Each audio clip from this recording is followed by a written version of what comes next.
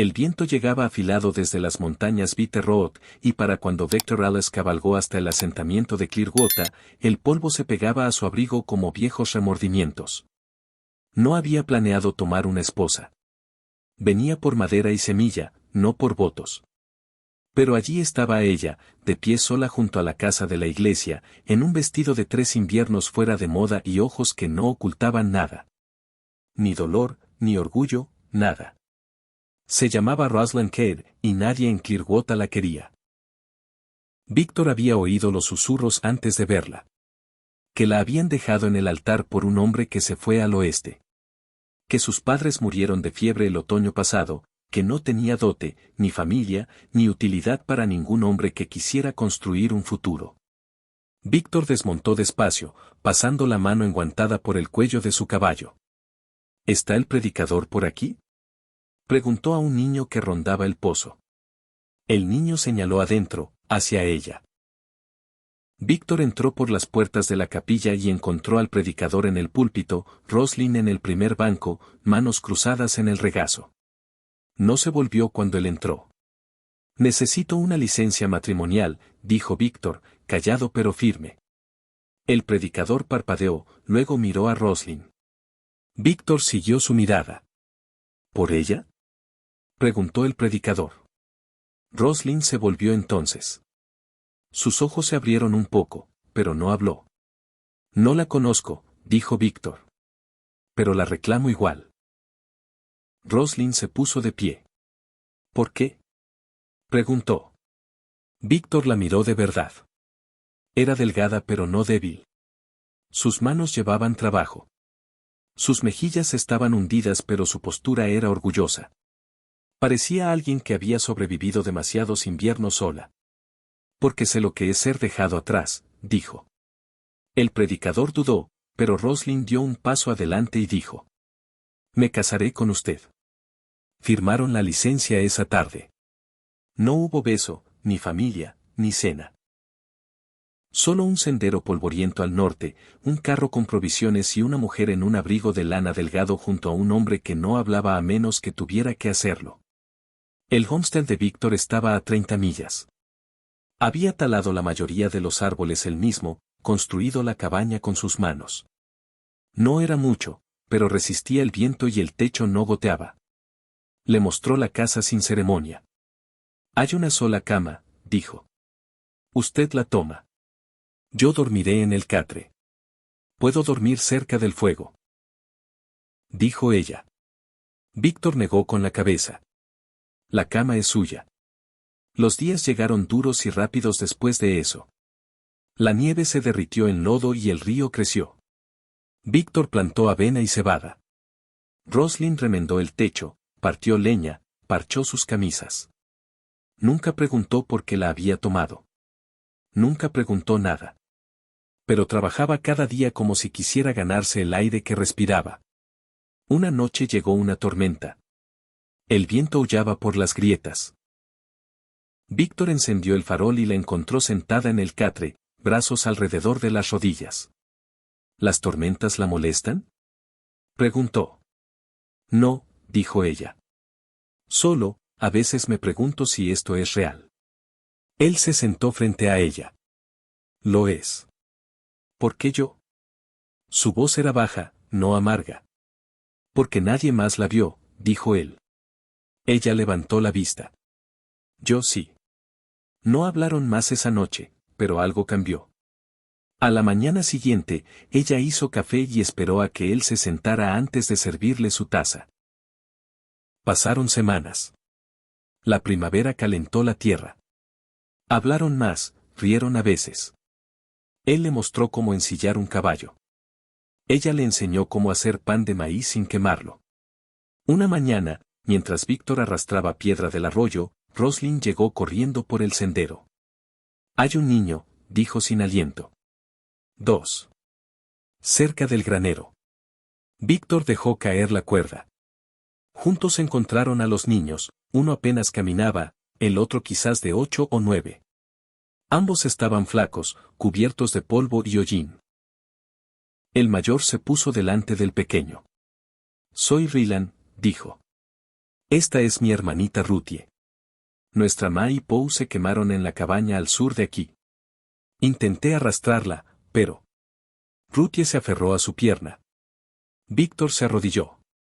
¿Tienen hambre? Rylan asintió rápido. Roslyn se adelantó y se arrodilló junto a Ruthie. ¿Quieres entrar conmigo? Tenemos estofado. La niña parpadeó, luego extendió los brazos hacia ella. Esa noche los alimentaron, los lavaron y los acostaron en el catre. Víctor tomó el piso. Roslyn se sentó a su lado, espalda contra la pared.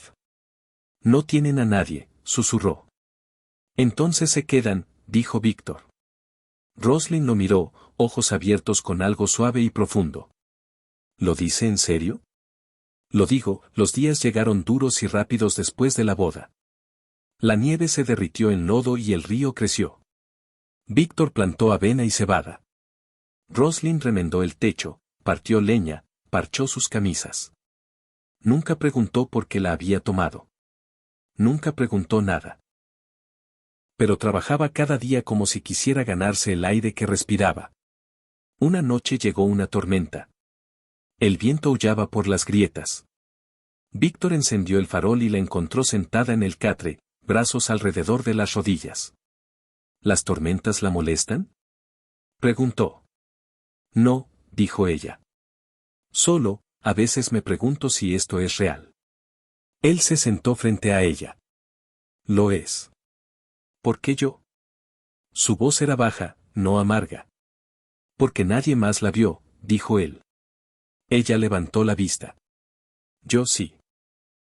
No hablaron más esa noche, pero algo cambió. A la mañana siguiente, ella hizo café y esperó a que él se sentara antes de servirle su taza.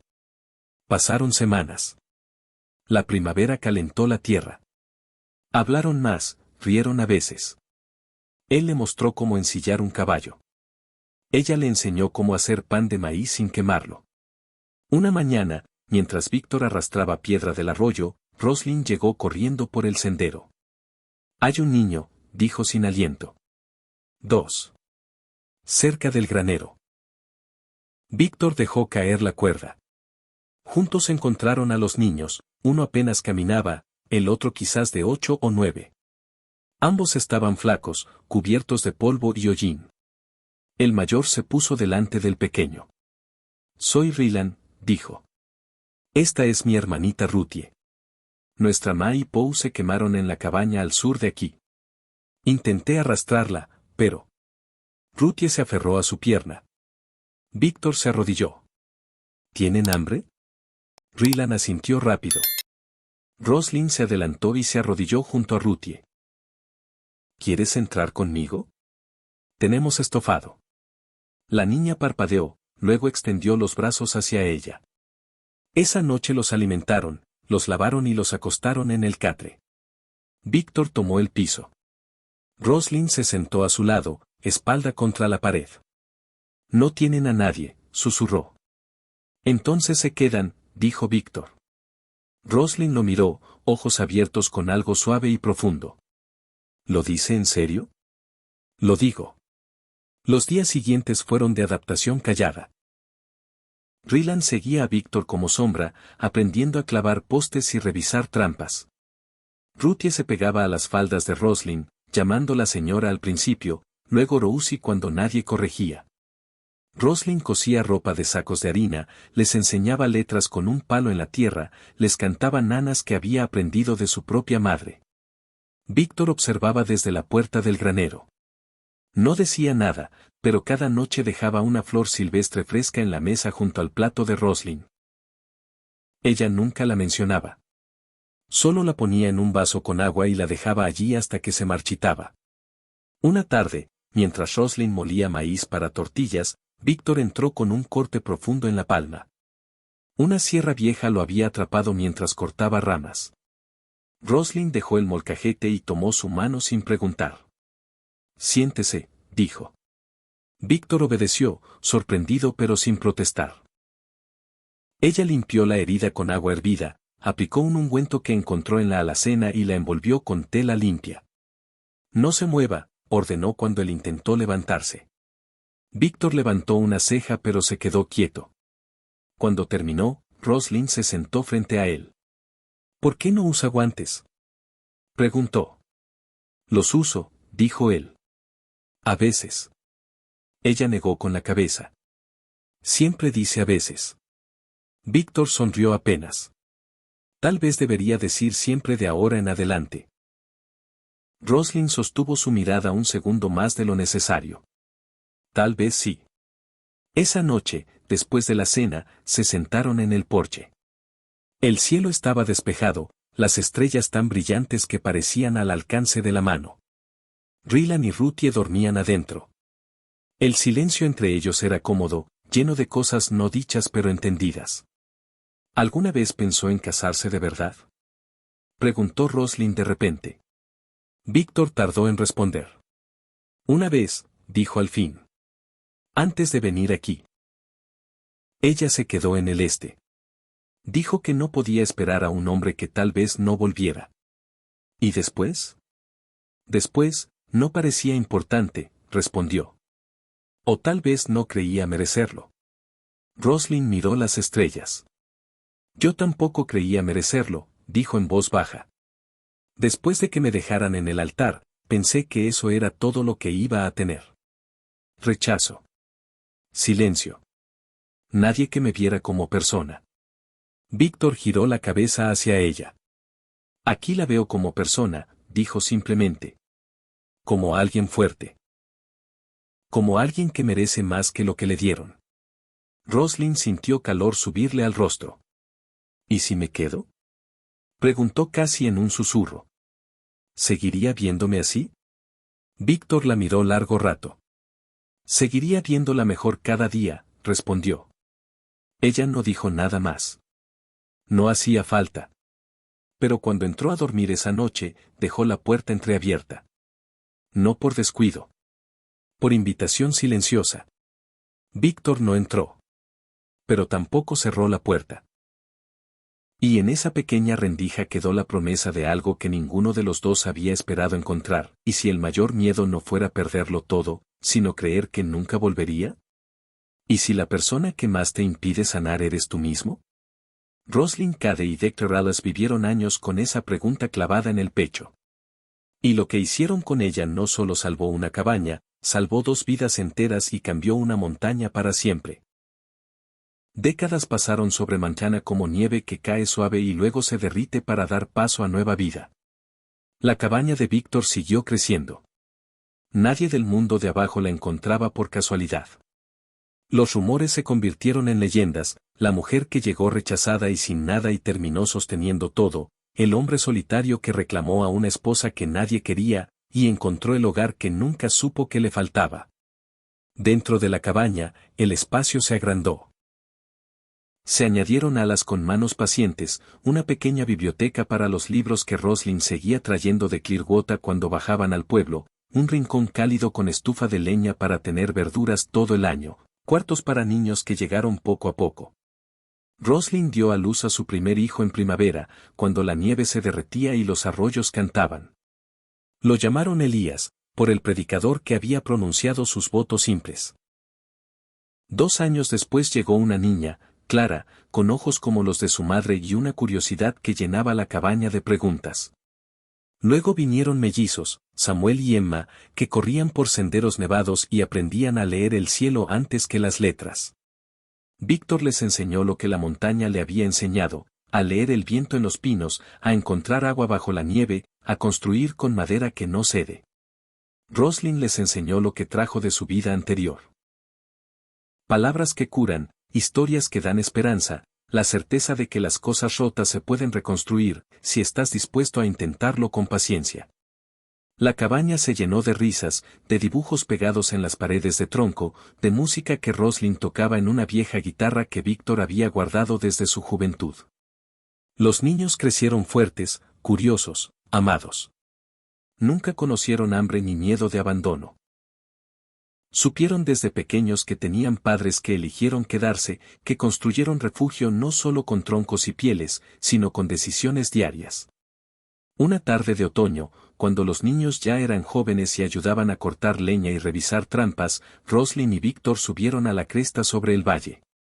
Desde ahí se veía todo, bosques verdes rodeados de picos nevados, la cabaña creciendo como árbol antiguo, arroyos cantando, niños trabajando juntos abajo. Roslyn tomó la mano de Víctor. «Mira lo que hicimos», dijo en voz baja. «No solo sobrevivimos. Creamos algo que dura». Víctor apretó su mano.